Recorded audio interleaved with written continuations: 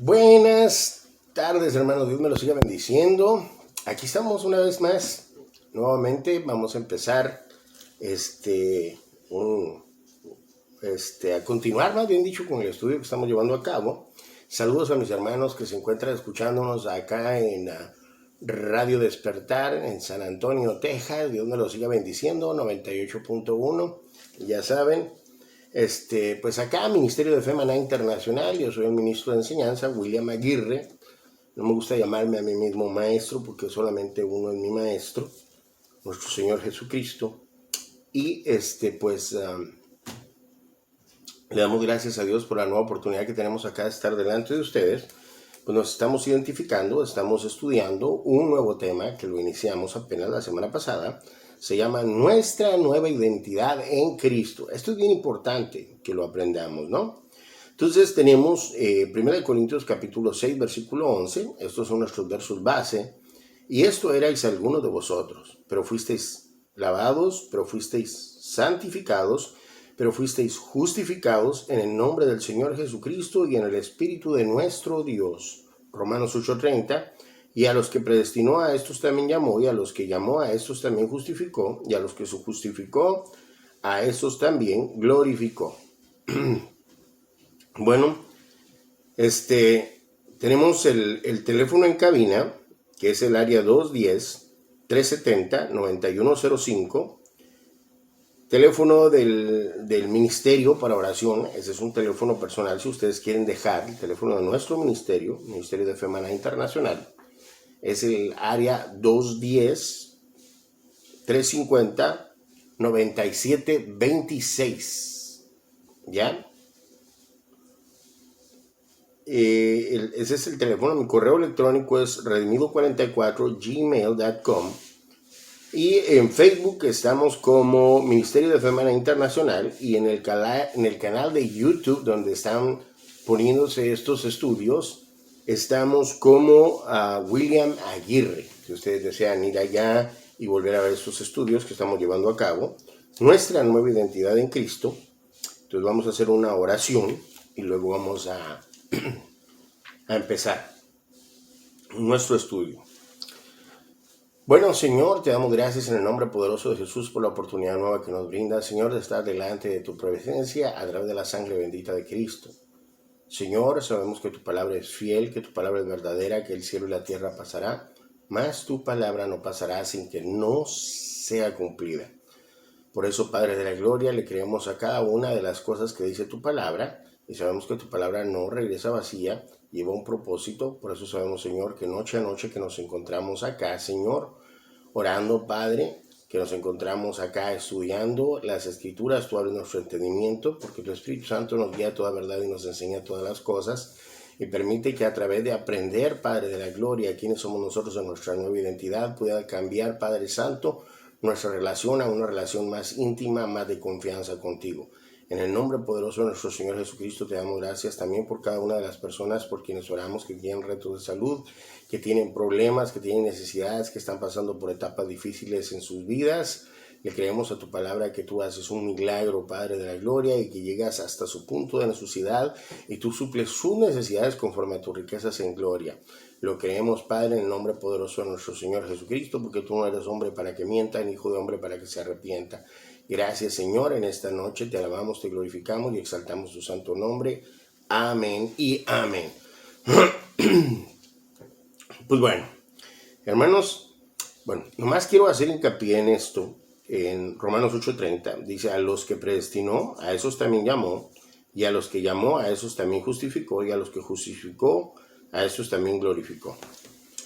O sea, cuando habla de predestinar, hay dos puntos bien opuestos. Están los que creen en la predestinación, conocido como el calvinismo, y los que no creen en la predestinación, que no me acuerdo cómo se llama, el arminianismo. Son dos puntos opuestos. Yo creo que existe una predestinación, ¿ya? Pero no a la manera que lo cree el calvinismo, y no a la manera del arminianismo, porque yo creo que Dios nos dio voluntad propia para tomar decisiones. Por eso dice: a los que llamó. O sea, no dice a los que trajo de la greña o a los que trajo a la fuerza, a los que llamó. Entonces, para mí la perspectiva es que sí existe una predestinación, pero tú tienes que entrar a esa predestinación. Es como cuando va un avión que va, ponle de Estados Unidos para Argentina, el avión dice para Argentina, el boleto que compras dice para Argentina, todo. Entonces, pero cuando tú estás enfrente de la línea, tú decides si te subes o no te subes. Tú decides si te quedas o no te quedas. Pero una vez que tú te subes, entonces ese avión te va a llevar de punto A a punto B. Entonces ese avión lleva un destino. Cuando nosotros decidimos recibir a Cristo como Salvador, nuestro Salvador, como nuestro Señor y Salvador, entonces entramos en ese proceso que Dios ya tiene estipulado para nosotros, que somos llamados en Cristo, que somos llamados,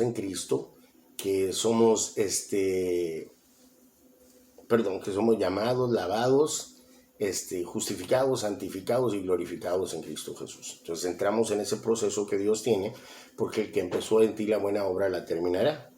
Ahora, existen otros dos puntos de vista que también quiero sacar del camino.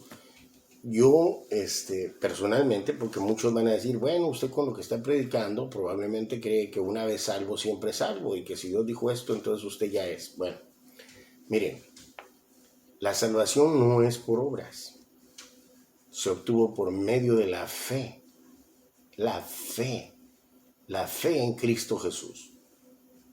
O sea, Romanos 3, 8 al 12 dice, no hay uno solo que haga lo bueno, ni uno solo. Todos nos hemos desviado. ¿Me entienden? En Romanos 6, 23 dice que la paga del pecado es muerte, mas la de Dios es vida eterna. Entonces en Romanos 5, 12 también dice, por cuanto el pecado entró por el hombre y por el pecado la muerte, todos morimos por cuanto todos pecamos. Aún no a la manera de Adán, pero todos pecamos. Entonces, no había nada que nosotros pudiéramos hacer para ser salvos, por eso Dios lo relegó toda la fe en creerle. Entonces, si tú ahora por tus obras piensas que vas a estar salvo, pues es tu pensamiento, está bien, ¿me entiendes? Pero realmente nosotros creemos, como digo en Romanos 3, 8 al 12, que no hay uno solo que haga lo bueno. Entonces no hay nada que podamos hacer por nuestras obras para poder obtener la salvación, mucho menos para mantenerla. Y si nosotros la mantenemos, ¿cuál es el porcentaje que tenemos que portarnos bien? ¿Cuál es el porcentaje que tenemos que hacer para poder mantenerla? Pero también creo que sí se pierde la salvación como se obtuvo. Esos son temas muy profundos que hay que tocarlos, pero simplemente estoy dando mi postura, no estoy imponiendo mi postura, nadie debe de imponer su postura, porque la palabra de Dios es expositiva, no impositiva. La palabra de Dios dice, y conoceréis la verdad y la verdad os hará libres. La misma palabra de Dios es la que te va a dar la libertad de poder entenderla a sí mismo. Entonces yo pienso que sí existe el riesgo de caer en apostasía. Por eso precisamente es la razón de que estoy enseñando, precisamente ahorita estamos compartiendo en la primera faceta del estudio introductorio, dice a creer que la palabra de Dios es inspirada por Dios. ¿Sí me entienden? Para poder mantenernos en línea en la palabra de Dios y no poder caer, ¿sí me entienden?, en lo que el enemigo pueda atraernos a caer y desviarnos y que después caigamos en apostasía. Porque la Biblia, caer en apostasía es cuando negamos la fe que fue la que nos llevó a tener la salvación, cuando negamos en el que nos salvó y negamos el testimonio del Espíritu Santo dado en la palabra, y como la palabra, la fe es por el oír y el oír por la palabra, entonces nosotros negamos el testimonio del Espíritu Santo manifestado a través de su palabra, y la Biblia dice que hay pecado por el cual no se debe de orar porque es pecado de muerte. Para mí, en lo personal, yo creo que el pecado de muerte es la apostasía. Eso es, en lo personal, lo que yo he aprendido a través de la palabra, pero respeto su postura. Es que no vamos a pelear por eso. Decía, un debate que hubo entre dos personas, decía uno de ellos, decía que es mejor un ateo bueno que un creyente malo. Y entonces le decía el otro, le decía, no, estás mal, porque no existe tal cosa de creyente, de ateo bueno. La Biblia dice que no hay uno solo que haya hecho lo bueno. Dice, y los errores doctrinales que puedan existir entre los creyentes no nos alejan de Dios. Nos aleja de Dios el no tener a Dios en nuestro corazón. Y eso es cierto. Entonces, algunos de nosotros podemos tener diferentes puntos de vista en cuestiones doctrinales, pero realmente tenemos a nuestro Señor Jesucristo que entregó su vida por nosotros y lo hemos recibido en nuestro corazón. Entonces eso es lo importante. Nada más quería manifestar la postura en cuestión a lo que personalmente he aprendido a través de la palabra. Y como les digo, nosotros tenemos que aprender a ser humildes y a no creer que poseemos toda la verdad. Pero bueno, Dios me lo siga bendiciendo, entonces vamos a continuar, porque es bien importante. Entonces, en la primera etapa introductoria hablamos de a creer en que la palabra de Dios es inspirada por Dios. ¿Sí me entienden? Y que muchas personas tienen la visión de interpretar las escrituras en lo que ellos creen que dicen y no en lo que la palabra realmente dice. ¿Ya? Entonces estuvimos viendo cómo la palabra de Dios es bien impactante, porque nosotros tenemos que creer la palabra de Dios tal y como lo dice, al menos en los tiempos gramaticales que lo dice. En cuestión de los versículos que estamos tocando, cuando la Biblia habla, dice que nosotros fuimos lavados, fuimos justificados y fuimos santificados. Está hablando en un pasado, porque eso ocurrió en Cristo Jesús y se hizo activo en nosotros en el momento que recibimos a Cristo Jesús como nuestro Salvador. Entonces, como les decía, entramos en ese proceso que Dios tiene para nosotros. Que nosotros se manifieste la obra de Dios en nuestra vida a través de que, pero delante de los ojos de Dios, porque Dios ya ve el futuro, porque Dios ya ve todo, por su omnisciencia, Él ya lo da por un hecho en nosotros, en nuestra vida. Dábamos el ejemplo de Abraham, Romanos 4:17, como está escrito, te he puesto por padre de muchas gentes delante de Dios, a quien creyó, el cual da vida a los muertos y llama las cosas que no son como que si lo fueran.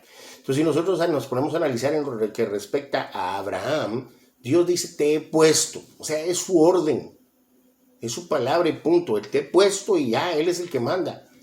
Él es el Todopoderoso. Y Él ya sabía que Abraham iba a tener, Él ya nos miraba a futuro, a todos nosotros que hemos recibido a Cristo como Salvador, porque también somos descendientes por la fe en lo que cuestiona Abraham, porque de la simiente de Abraham, de Abraham viene la simiente, que es la semilla de Abraham, que es nuestro Señor Jesucristo en la carne.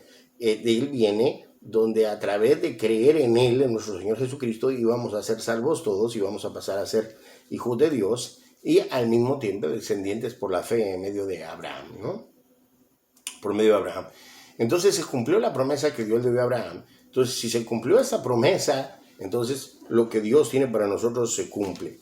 Ahora, queríamos dejar establecido claramente que en 2 Timoteo 3:16 al 17 dice, toda escritura es inspirada por Dios y útil para enseñar, para reprender, para corregir, para instruir en justicia, a fin de que el hombre de Dios sea perfecto, equipado para toda buena obra.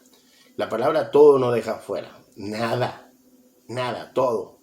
Entonces, platicábamos la otra vez de que hay personas que por cualquier cosa dicen, no, esto no está en la Biblia, esto no está en los originales, no, esto no está acá.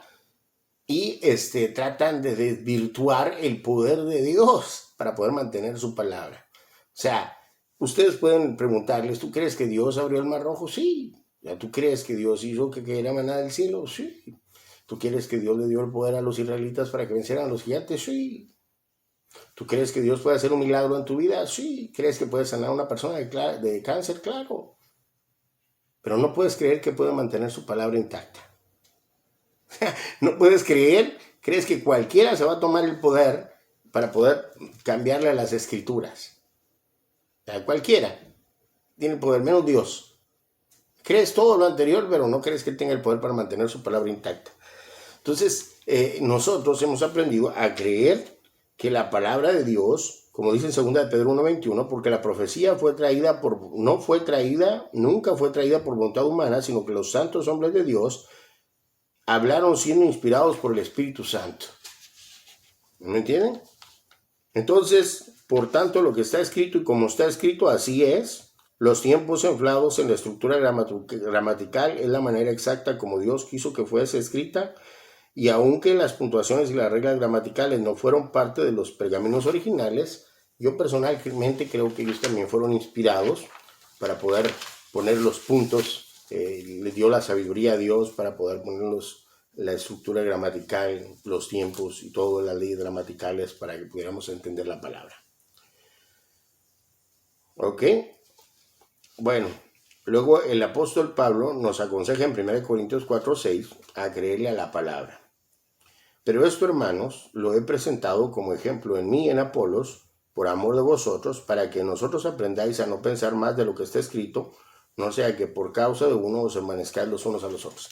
Hay muchos grupos religiosos, con todo respeto, pero que ellos dicen que tienen que sacar un libro, ¿me entiende?, para poder entender la Biblia. Bueno, la Biblia no dice eso. Pero bueno, si ellos lo quieren ver de esa manera, pues es como ellos lo quieran ver, ¿no? Pero para mí personalmente, dice la Biblia que nosotros tenemos la palabra más segura. Entonces, empezamos y nos quedamos estudiando un versículo bíblico donde el Señor Jesucristo defiende a través de cómo está escrito y refuta cómo está escrito a los que se imaginaban lo que estaba escrito o querían interpretar a su manera lo que estaba escrito, a como ellos lo creían. Por eso es importante que nosotros aprendamos a creer lo que la palabra dice y cómo lo dice. ¿Me entienden? Entonces vamos a leer, porque nos quedamos acá. Dice, nosotros podemos notar la manera en la que Jesús defiende lo que está escrito y como está escrito, lo usaba para corregir a quienes decían llamarse maestros de la palabra, pero querían interpretar a la manera que ellos creían y no como realmente estaba escrita. Vamos a ver los siguientes versos, cómo el Señor Jesucristo refuta esto. Y esto lo que está haciendo, ¿y por qué estamos haciendo esto? ¿Por qué estamos estudiando esto? Porque necesitamos establecer que cuando la palabra de Dios dice que tú eres justificado en Cristo Jesús, tú eres justificado, porque ahí lo dice. Porque dice, pero fuimos justificados, pero fuimos santificados, pero fuimos glorificados. El fuimos es el fuimos y es el fuimos y punto. Eso ocurrió en el sacrificio de Cristo en la cruz del Calvario.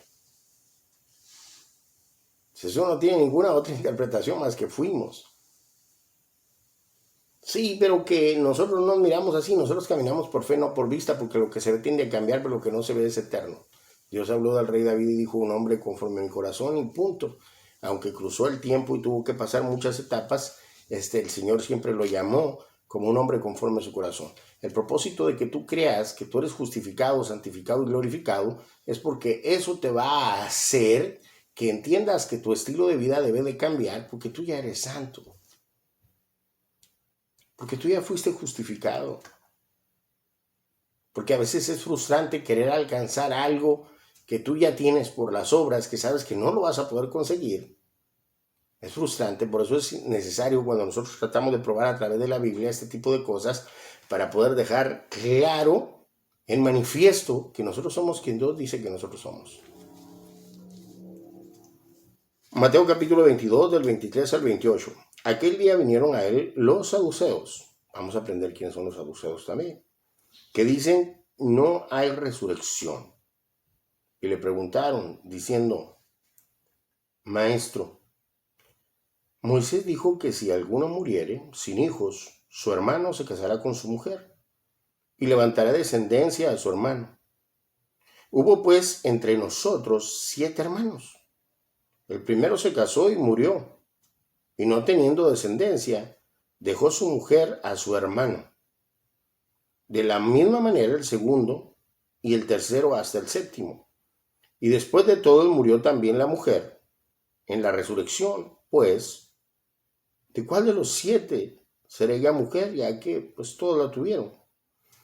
Entonces respondiendo Jesús les dijo, erráis, ignorando las escrituras y el poder de Dios.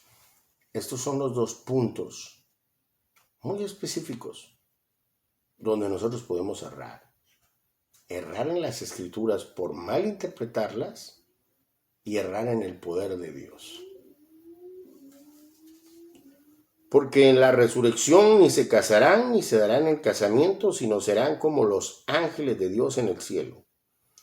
Pero respecto a la resurrección de los muertos, ¿no habéis leído que lo fue dicho por Dios cuando dijo: yo soy el Dios de Abraham, el Dios de Isaac y el Dios de Jacob? Y Dios no es un Dios de muertos, sino de vivos. Oyendo esto, la gente se admiraba de su doctrina. ¿Ya? Entonces, para que nosotros podamos darle más entendimiento a estos versículos bíblicos, pues obviamente vamos a tener que adentrarnos un poquito en el escenario y conocer los personajes. Lo primero que tenemos que ver es a qué se refería el Señor Jesucristo cuando le dijo: ignoráis en las Escrituras. ¿Habían escrituras en esa época? Bueno, yo logré recopilar esta información. La Septuaginta, también conocida la de los 70, es una traducción de la Biblia hebrea al idioma griego. El nombre Septuaginta viene de la palabra latina que significa 70. La tradición es que 70 o 72 eruditos judíos fueron los traductores encargados de la Septuaginta. La Septuaginta se tradujo en los siglos 300 y 200 antes de Cristo en Alejandría, Egipto, puesto que Israel estuvo bajo la autoridad de Grecia durante varios siglos. El idioma griego se hizo cada vez más común en los siglos 200 y 100 antes de Cristo. La mayoría de la gente de Israel hablaba griego como su idioma principal. Por eso se hizo el esfuerzo de traducir la Biblia hebrea al griego, para que aquellos que no entendían el hebreo pudieran tener las escrituras en un idioma que se pudiera entender. La Septuaginta representa el primer gran esfuerzo para traducir un texto religioso importante de un idioma a otro, la cual probablemente leía nuestro Señor Jesucristo, como dice Lucas 4:17 al 21, cuando él pidió el rollo de Isaías y lo leyó en esa sinagoga. ¿Ya? Ahora, vamos a analizar quiénes eran los saduceos y quiénes eran su origen, ya que eran los personajes que estaban poniendo en tela de juicio y que estaban narrando en las escrituras y en el poder de Dios. ¿Ok? Los saduceos, también llamados sadoquitas, conformaban un grupo de judíos aristócratas, o sea, de la high, de billete, perteneciente a la clase social alta, que se desarrolló en Jerusalén en los siglos 100 y 200 antes de Cristo. Estos en general ocupaban puestos con poder significativo, tal como ser parte del Sanedrín.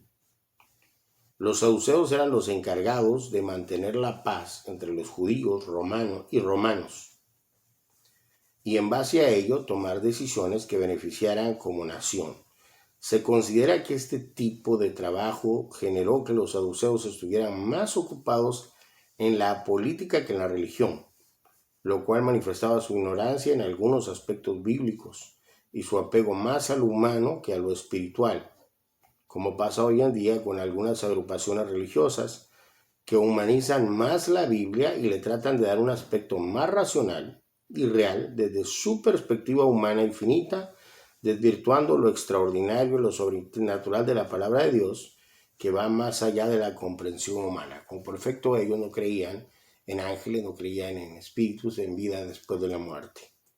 En realidad estaban desvirtuando el poder de Dios. Por eso les dijo el Señor Jesucristo: ustedes están errando en las escrituras y en el poder de Dios. El origen de los saduceos se remonta entre los años 135 y 105, periodo propuesto por el escritor Josefo, que era un historiador romano, y a su afiliación con Juan Hircano I. Sin embargo, hay ciertos datos que indican que los saduceos existían antes de este reinado. Los saduceos son considerados descendientes de Sadoc, un sumo sacerdote de la época de Salomón y monarca del Reino Unido de Israel. Su nombre puede interpretarse como justos o rectos. Entonces, estas eran las personas que estaban tratando de poner en tela de juicio lo de nuestro Señor Jesucristo. Las características de los saduceos. Como principales características de los saduceos podemos destacar que pertenecían a la clase social alta.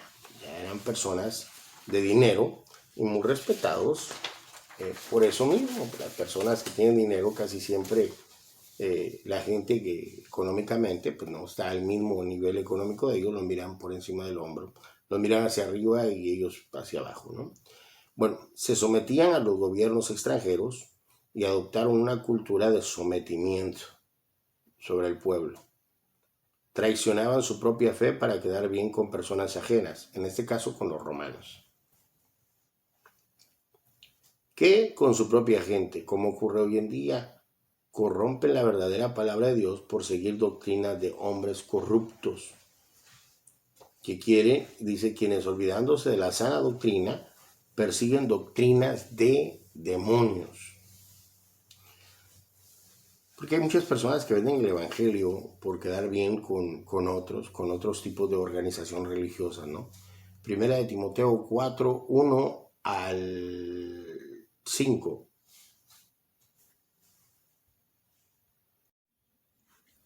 Pero el Espíritu dice claramente que en los postreros tiempos algunos apostatarán de la fe, escuchando a espíritus engañadores y a doctrinas de demonios por la hipocresía de mentirosos que teniendo cauterizada la conciencia prohibirán casarse y mandar abstenerse de al menos de alimentos que Dios creó para que con acción de gracias participaren de ellos los creyentes y los que han conocido la verdad. Porque todo lo que Dios creó es bueno y nada es de desecharse si se toma con acción de gracias, porque por la palabra de Dios y por la oración es santificado. Bueno, y sabemos que hay personas que tratan, como les digo, a veces conocen de la palabra, a veces están conscientes de la palabra, pero a veces venden la palabra, la comprometen por quedar bien con organizaciones religiosas. Así hacían los saduceos, con tal de quedar bien con los romanos, a veces trataban de actuar de una forma sumisa y cediendo, aunque eso afectara a veces al pueblo de Israel. Contaban con cargos políticos importantes, les importaba ser más admirados por hombres que ser acepto a los ojos de Dios, profesando la verdad y siguiendo el consejo de Dios en su palabra. O sea, preferían ser aceptos por los hombres que ser acepto ante los ojos de Dios al profesar la verdad. Mateo 6.1 dice, cuida de no practicar vuestra justicia delante de los hombres para ser visto por ellos. De otra manera no tendréis recompensa de vuestro Padre que está en los cielos. Mateo 23.5, sino que hacen todas sus obras para ser vistos por los hombres, pues ensanchan sus filanterías y alargan sus flecos de sus mantos. Estamos hablando de las características de estas personas, que eran los que estaban poniendo en tela de juicio la escritura. Y luego estaban tratando de llevarle la contraria. Bueno, obviamente ellos no lo sabían, pero nuestro Señor Jesucristo, o sea, al creador del universo, el que conoce todas las cosas, es extraordinario, ¿no? Pertenecía a ellos el sumo sacerdote y creían que con tener en su grupo al más alto cargo religioso tenían probablemente un mayor acercamiento con Dios. Muchas personas también creen así, que son amigas del pastor, son amigas del apóstol, que son muy acá, que por eso ellos tienen un acercamiento más con Dios. El acercamiento con Dios es a través de Jesucristo y es una relación personal. Sin saber que la relación con Dios es personal y solamente a través de Jesucristo y no por tener amistad o en su grupo social a personas en puestos de altos religiosos. Negaban que Dios interviniera en los asuntos personales y tampoco creían en la vida después de la muerte. O sea que para ellos no había necesidad de orar cuando tenías un problema, porque Dios no iba a intervenir en tus problemas, no tenía tiempo para ti.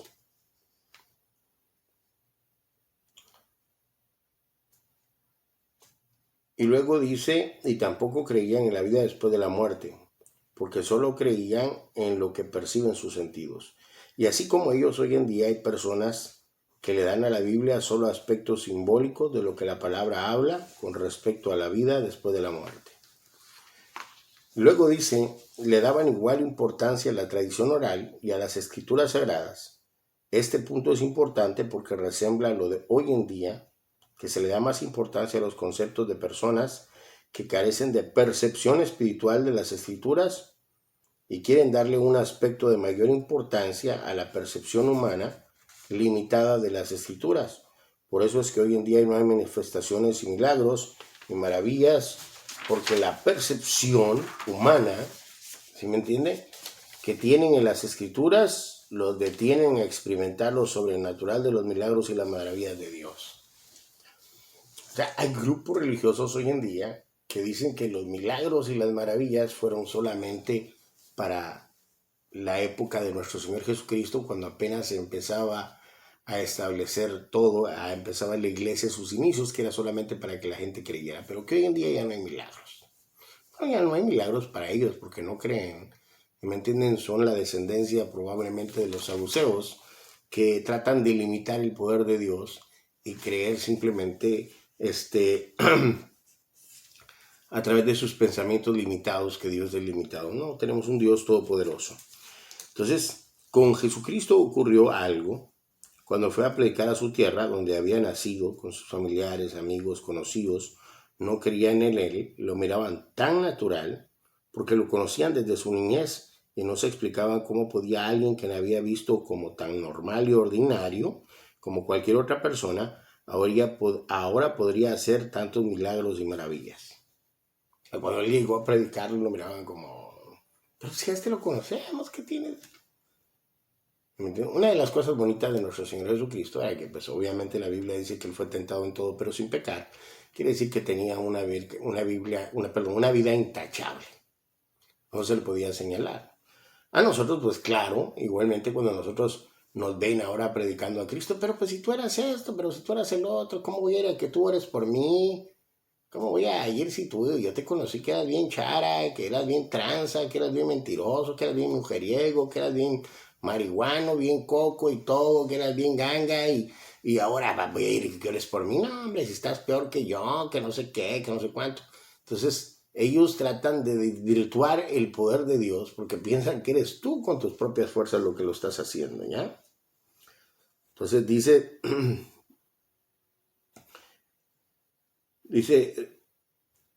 y nunca vieron cosas sobrenaturales en tu desarrollo como ser humano, por eso no creen que Dios puede hacer maravillas en ti. Pero lo que no entienden es que no es el ser humano ordinario, sino más bien es Dios en lo ordinario, haciéndolo supernatural, para que la gloria no esté en lo ordinario, sino en lo extraordinario de Dios. ¿Cuánto le dan la gloria a Dios por eso? Pues bueno, en Mateo 13, 53 y 58 dice lo siguiente. Aconteció que cuando terminó Jesús estas parábolas, se fue de ahí. Y viniendo a su tierra, les enseñaba en la sinagoga de ellos, de tal manera que se maravillaban. Y decía, ¿de dónde tiene esta sabiduría y estos milagros? ¿No es este el hijo del carpintero? ¿No se llama su madre María y sus hermanos Jacobo, José, Simón y Judas? ¿No están aún sus hermanas con nosotros? ¿De dónde pues tiene estas cosas? Y se escandalizaban de él. Pero Jesús les dijo, no hay profeta sin honra, sino en su propia tierra y en su casa. Y no hizo ahí muchos milagros a causa de la incredulidad de ellos. Por eso es que las mismas personas que tratan de minimizar el poder de Dios no experimentan lo sobrenatural de Dios, simple y sencillamente porque no creen, su incredulidad no les permite. Y por eso se quedan estancados en eso y piensan que los que sí creemos en el poder de Dios y que Dios puede manifestar sus milagros y maravillas, simplemente lo hacemos por obra de nuestra imaginación. Pero lo que pasa es que porque tenemos fe y sí creemos al Señor, sí Dios puede hacer milagros y maravillas en los contornos nuestros. ¿Ya? Aleluya, gloria a Dios por eso. Bueno, todo esto describe el ambiente del contexto, ¿va? Y quienes eran estos personajes que estaban tratando de refutar a nuestro Señor Jesucristo. Ahora, uno de los puntos principales es que ellos trataron de utilizar una ley del Antiguo Testamento humana, una ley reproductiva, una ley para que se mantuviera intacto el pueblo de Israel. Y esta ley está en Deuteronomio 25, del 5 al 6. Dice, cuando dos hermanos habitan juntos y uno de ellos muere y no tiene hijo, la mujer del fallecido no se casará fuera de la familia con un extraño. El cuñado llegará a ella y tomará para sí como mujer y cumplirá con ella su deber de cuñado. Y será el primogénito que ella dé a luz, llevará el nombre del hermano difunto, para que su nombre no sea borrado de Israel, para que permaneciera el nombre en la descendencia, para que permaneciera el pueblo israelí. Ella no podía casarse con alguien más, sino que se tenía que casar con alguien mismo de la misma familia, pero eso era algo para algo físico, algo humano, para que se mantuviera. No tenía que ver nada en el cielo con que ella se iba a juntar la mujer con los 7 y cuál iba a escoger. Ellos trataban de ridiculizar, porque tratan de limitar, tratan de percibir las escrituras y de describir y enseñar las escrituras desde la forma en la que ellos lo miran y no la forma en la que está escrita. Porque para ellos es muy extraordinario y piensan que es hasta utópico, para qué decir que es irreal, que no es una realidad, que es simplemente simbólico o simplemente son historietas. Pero bueno, pero Jesús, viendo que estaban malinterpretando unos versos y dándole la interpretación a una ley que se aplicaba en lo humano para la preservación del pueblo de Israel, como raza y como nación, y trataban de aplicarlo a lo espiritual, lo que sucede después de la vida humana, hizo que Jesús refutara sus enseñanzas diciéndole claramente que malinterpretan las escrituras y que estaban equivocados. Aparte que ignoraban el poder de Dios, y eso es lo que sucede ahora, ignoran el poder de Dios y tratan de humanizar más sus versos, sus percepciones a los versos bíblicos y de desvirtuar los actos sobrenaturales que hablan las escrituras. Y ahí es donde están confundiendo lo espiritual con lo humano, diciéndoles que en el cielo ni se casan ni se darán en casamiento. Mateo 22, del 29 al 30. Entonces respondió Jesús y les dijo, erráis ignorando las escrituras y el poder de Dios. Porque en la resurrección ni se casarán ni se darán en casamiento, sino serán como los ángeles de Dios en el cielo. Luego es cuando utiliza la estructura gramatical en la cual las palabras fueron escritas. Que Dios, cuando habla de Abraham, Isaac y Jacob, se refiere a ellos en presente, diciendo, yo soy el Dios de. Ese es el punto más básico al que quería llegar. Cuando Jesucristo defiende este punto con la estructura gramatical de las palabras. ¿Me entienden? Ahí es donde él defiende lo que está escrito y cómo está escrito. Cuando él le dice, no habéis oído, Mateo 22, 31, pero respecto a la resurrección de los muertos, no habéis leído que fue dicho por Dios cuando dijo, yo soy el Dios de Abraham, el Dios de Isaac y el Dios de Jacob. Dios no es Dios de muertos, sino de vivos.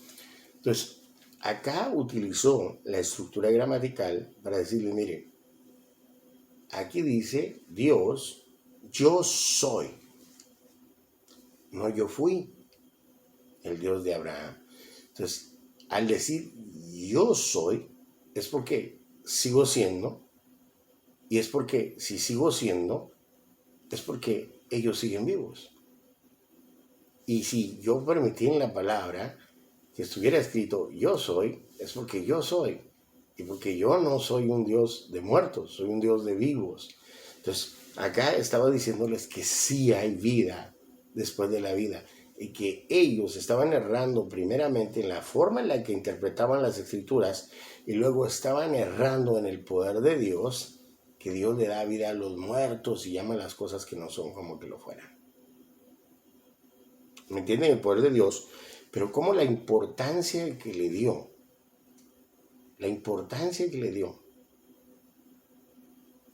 al tiempo en el que fue escrito.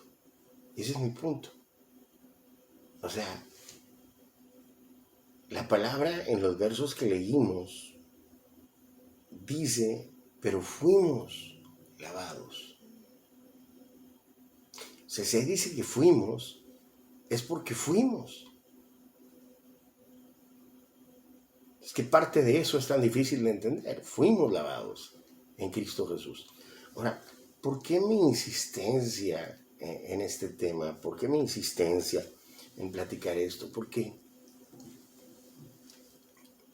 yo he escuchado y yo lo viví, la forma en la que le pedimos a Dios, la forma en la que nos relacionamos con Dios, la forma en la que platicamos con Dios, que le oramos, cambia totalmente. Porque cuando te sientes inmerecedor, entras casi como arrastrándote, casi como con miedo de levantar la vista, casi con miedo de hablarle a tu Dios. Y la Biblia dice que Dios es nuestro Padre. Juan, capítulo 1, versículos 12 y 13 dice: y a los que le recibieron y creyeron en su nombre, Dios les dio potestad, privilegio, derecho de ser hechos hijos de Dios, no por voluntad de carne, ni de sangre, ni de varón, sino de Dios, en Cristo Jesús. Porque lo recibiste, eres hijo de Dios. Y cuando recibiste a Cristo, entonces Dios te lavó tus pecados. Dios te declaró justo delante de su presencia. Dios te santificó, te apartó con un propósito. Y Dios te glorificó porque ya te miraba en el producto terminado y no en el proceso. Por eso es importante. Porque cuando tú crees que eres hijo de Dios, cuando tú crees que, aunque no eres merecedor, pero que ya lo tienes, entras con confianza. Sí, la Biblia, de que el mismo Espíritu da testimonio que somos hijos de Dios. Porque por medio del Espíritu podemos decir, Abba Padre. Por medio del Espíritu podemos decir, Abba Padre. ¿Qué quiere decir papito? Tener confianza para entrar. Yo he escuchado hermanos que piden de una manera tan vehemente, por favor, Señor, te lo pido, te lo ruego, ten misericordia, por favor. Y la Biblia dice que nosotros somos hijos de Dios. Ya no vas a ir a demandarle a Dios, pero vas a tener una confianza de platicar con Él. La Biblia dice que si vosotros siendo malos sabéis dar buenas cosas a vuestros hijos, continuad vuestro Padre que está en los cielos. Entonces, ¿quién de nosotros vamos a permitir que un hijo venga de esa manera? Te lo ruego, Padre, ten misericordia, cómprame un par de zapatos, te lo pido. Ninguno de nosotros. Inmediatamente lo vamos a levantar a mi hijo porque está actuando así, yo soy su papá, o sea, téngame confianza. Pero ¿por qué con Dios no podemos hacer así? Porque nos creemos inmerecedores. Nos creemos inmerecedores. Había un juez que era muy estricto, muy estricto, una persona que tenía un carácter, era muy estricto. Y tenía un hijo, y cuando estaba en la casa, estaba comiendo, llega el hijo, y entra, buenas tardes papá, ¿cómo está? Muy bien, hijo. Y agarra, abre la refri, saca su comida y se va a sentar con su papá, le da un abrazo, un beso. ¿Cómo estás, papá? Mira, ha estado bien el trabajo. El hijo sabe que el papá es un juez muy estricto, pero él sabe que el papá no está actuando ni fungiendo como juez con él, sino como padre. Él tiene la confianza de sentarse, de platicar con su padre, de abrazarlo, de darle un beso, de decirle cuánto lo ama y de compartir lo que le pertenece a su padre porque es su hijo. Tiene esa confianza. ¿Por qué no podemos tener nosotros esa misma confianza con Dios? Porque nos sentimos inmerecedores. Nos sentimos inmerecedores. Por eso es que yo siento que de parte de Dios se me ha sido dado esta asignatura. Porque Dios quiere que cambiemos ese pensamiento. Y tengamos el pensamiento de que somos hijos de Dios, amados. Que no importa. ¿Cuántas personas a veces, por su estilo de vida, por los retos que están viviendo, son despreciados por las demás personas? Yo me pongo a pensar, por ejemplo, personas que reciben a Jesucristo en la cárcel y que están ahí en la cárcel con otros presos y que todos se miran y dicen, por algo estamos aquí en la cárcel, algo hicimos. Todos nosotros sabemos que algo hicimos, entre comillas. Y hay personas que probablemente sean inocentes, pero todos se visualizan como, no, aquí no hay inocentes, aquí se dicen llamar inocentes, pero no sé qué, etcétera.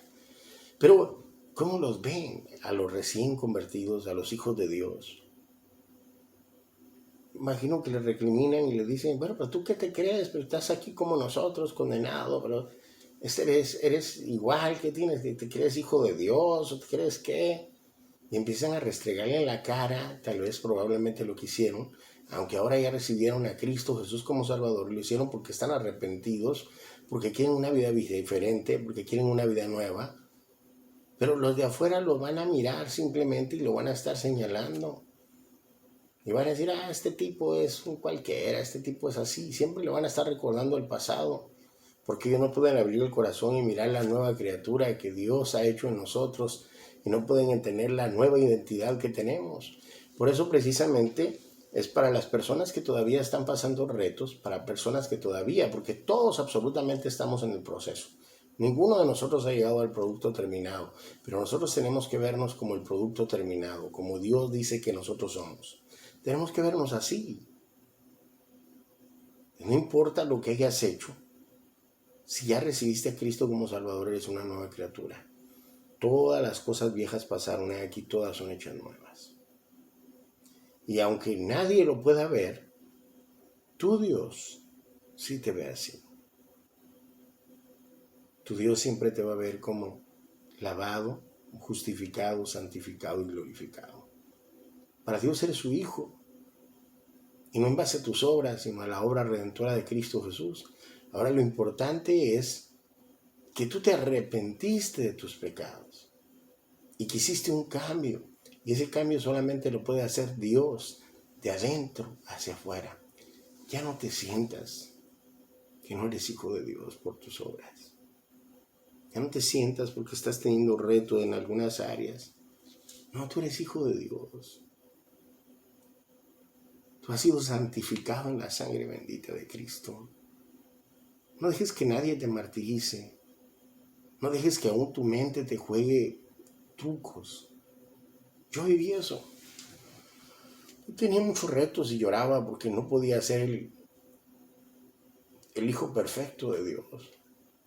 Que tenía retos porque todavía tenía malas mañas, malas costumbres y luchaba con ellas y lloraba porque no podía tomar el control de ellas. Pero empecé a aprender en la palabra que quien yo quería ser a través de las obras, ya lo soy. Y fue en la obra de Cristo. Eso fue cuando descubrí mi nueva identidad en Cristo y empecé a decir, ¿sabes qué? Yo soy santo. Es que yo he sido justificado. ¿Sabes que la palabra dice que tengo poder y autoridad para tomar control de mi vida? Y fue cuando empecé a cambiar mi pensamiento y empecé a hablarme esa palabra, hey, tú eres santo en la sangre bendita de Cristo. Tú eres justificado porque Él cumplió la ley por ti. Todos estos conceptos los vamos a ir viendo, vamos a ver qué es la justificación, qué es la santificación y qué es la glorificación. Probablemente lo miremos no tan profundo como debe ser, porque el concepto es que le creas a Dios quien tú eres, como quien Dios dice que tú eres, ¿ya? Entonces vamos a leer otro verso nada más, en el que vamos a probar nuevamente cómo una palabra hace la diferencia y es como está escrito. Tenemos que creer como está escrito. Gálatas capítulo 3, versículo 15 al 17. Este es el apóstol Pablo, dice: hermanos, hablo en términos humanos.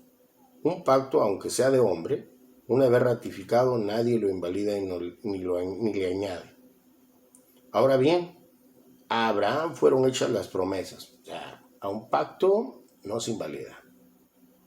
Dios hizo pacto con Abraham, ¿sí me entiende? Y le hizo las promesas. Dice, y a su simiente, o sea, le hizo la promesa a Abraham y a su simiente, que iba a ser de la descendencia de Abraham. No dice, y a las simientes, como si hablase de muchos, sino como de uno, y a tu simiente, el cual es Cristo. O sea, acá miramos cómo una pequeña letra hace la diferencia. Y él lo recalca. Y dice, como está escrito, a tu simiente.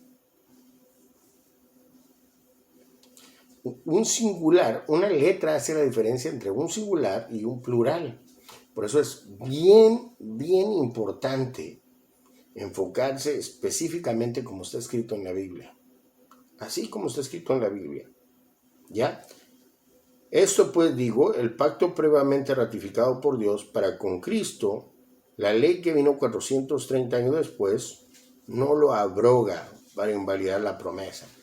O sea, la promesa que le hizo Abraham, que en su simiente, o sea, en Cristo, serán benditas todas las naciones de la tierra. Eso es bien importante entenderlo, ¿sí me entienden? Que una pequeña letra hace la diferencia. Pero por eso es que se trata de explicar específicamente que la Biblia es explícita en la forma en la que está escrita. Entonces, que nadie te venga a decir a ti que tú no eres quien Dios dice que eres. Porque ninguno de nosotros somos quienes somos en Dios por nuestras obras. Nosotros somos quienes somos en Dios por la obra de Cristo Jesús hecha en la cruz del Calvario una vez y para siempre. Gloria a Dios. Bueno, ahorita vamos a empezar otra faceta de la etapa introductoria. Esto es la etapa introductoria nada más, pero hay varios puntos que necesitábamos ir tocando. Por eso es importante esto. Y la siguiente parte es: nosotros no somos quienes sentimos ser. O sea, nosotros no somos en Dios quienes nosotros sentimos en nuestras emociones ser. No. Vamos a ver qué es lo que dice la palabra. La verdad es que nuestras emociones juegan un papel muy fuerte en nuestras vidas. Hoy en día, y si nos sentimos miserables, pensamos que somos miserables. Si nos sentimos alegres y entusiastas, cambia totalmente nuestra actitud a la vida que estamos viviendo. Y si dejamos que nuestro estado de ánimo sea el que dictamine quiénes somos en nuestra vida, porque nuestro estado de ánimo es variante, olvídense. Porque nuestro estado de ánimo cambia, y eso hace que vivamos nuestra vida como una montaña rusa con altibajos, y a veces nos sentimos estar tocando la cumbre del éxito y otras estar en lo más bajo del suelo. Y Dios mismo dice que no podemos confiar en nuestras propias emociones. Proverbios 28-26 dice: el que confía en su propio corazón es un necio, pero al que anda con sabiduría será librado. Pues bueno, hermanos, vamos a llegar hasta aquí en este día, y vamos a estar continuando mañana a las 2 de la tarde, mañana domingo. Vamos a estar continuando.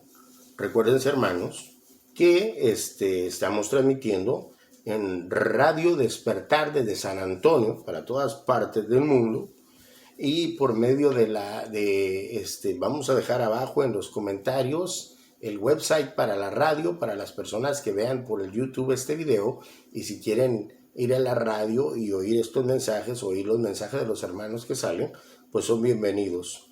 Es en la FM 98.1 San Antonio, Texas. Pero vamos a poner ahí abajo el website para que puedan ir. Teléfono en cabina es 210-370-9105. El teléfono del Ministerio de Fe Maná Internacional, 210-350-9726. Correo electrónico es redimido44@gmail.com. Facebook, Ministerio de Fe Maná Internacional. El canal de YouTube, William Aguirre. Entonces, Dios me lo siga bendiciendo. Nos escuchamos sin falta en la siguiente clase. Yo creo que es mañana. Dios me lo siga bendiciendo. Amén.